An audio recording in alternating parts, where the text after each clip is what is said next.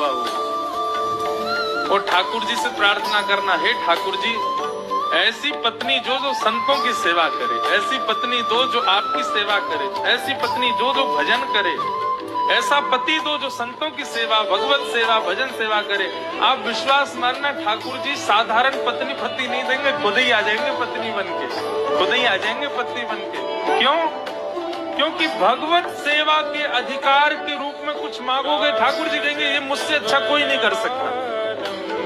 संत सेवा के लिए पुत्र मांगोगे तो ठाकुर जी कहेंगे मैं ही आ रहा हूं। क्यों? संत सेवा मुझसे अच्छी कोई कर ही नहीं पाएगा।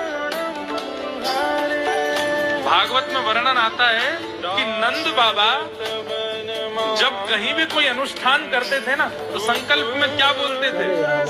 विष्णु आराधनार्थाय, गौ सेवा के लिए, संत सेवा के लिए, ब्रजवासियों की सेवा के लिए, भगवान की आराधना के लिए, भगवत सेवा के लिए एक पुत्र हमको मिले, इसलिए अनुष्ठान कर रहे हैं। तो भगवान बोले भैया भगवत सेवा, गौ सेवा, संत सेवा, विप्र सेवा ये मुझसे अच्छी कोई नहीं कर सकता, तो रुको मैं ही आ रहा हूँ। जन्मे भली देव की वसुदेव क्या, लेकिन आ गए नंद यशोदा की।